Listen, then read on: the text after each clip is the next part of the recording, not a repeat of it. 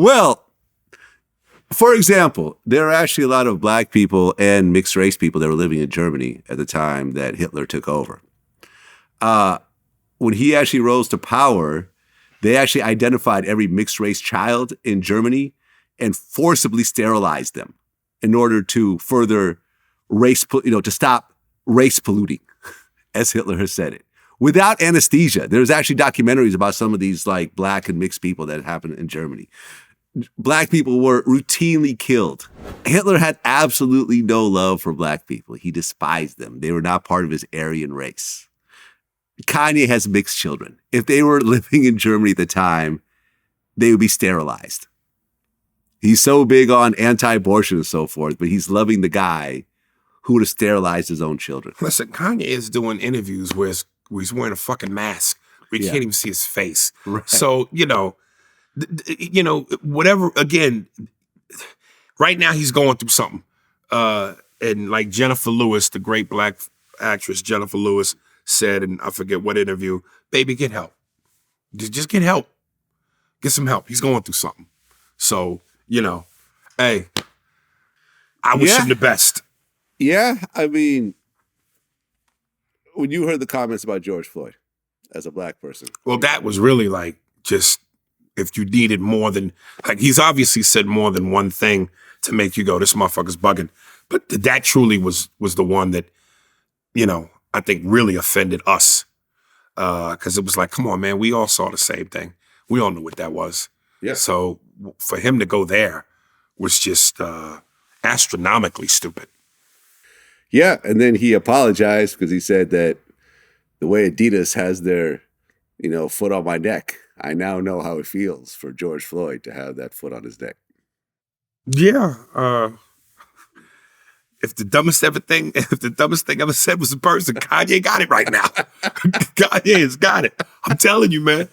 Right, because, even without Adidas' money, Kanye's still alive.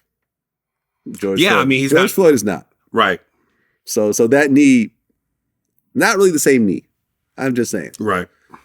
The knee that George Floyd had on his neck was a whole lot more serious, a whole lot more deadlier.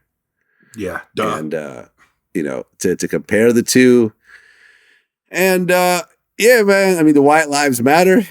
The fact that he's doing interviews with the head of the Proud Boys and he's rolling around with Nick Fuentes, who, by the way, doesn't believe that women should have the right to vote.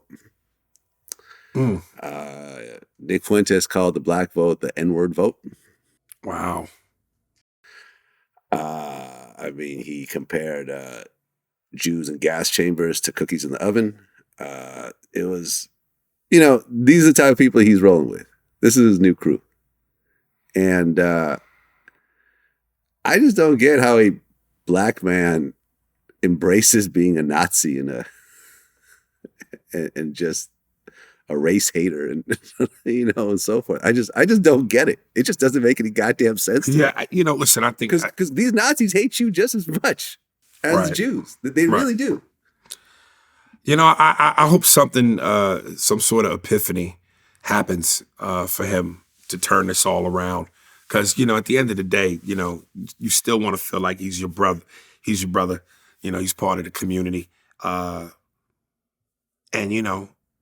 we don't want to see him vanquished in the most horrible way ever. So, like I said, I'm empathetic to what he's going through. I wish him the best, and hopefully he can come home, man. This is sad. Yeah, I mean, I personally didn't think that Adidas was going to drop him just because of how much money he generated for the brand. But when you offend a company that was started by Nazis by saying Nazi shit, you're doing a lot there. Yeah, Dave Chappelle's SNL monologue was genius, man. I agree. When he said, Kanye said, I could say anti-Semitic things and Adidas won't drop them. He goes, and they dropped that nigga immediately. It was brilliant. Yeah, I mean, I really don't like how the ADL, attacked Dave Chappelle's monologue. Even as a Jewish person, when I saw it, and I've met Dave, hung out with him. I've known his comedy since before the Chappelle show. I I thought what he did was actually smart. It was brilliant. It was not one-sided. I don't think that it was anti-Semitic in the least. Yeah, I think Dave has taken the mantle for being uncancelable. Yeah. Because he's such this generation's Richard Pryor and the voice of reason. Okay, I can see that. And Yeah, he's that's a so good comparison. comedically strong in his words and his thoughts that he's who we got. So as these young kids say, protect this man at all costs.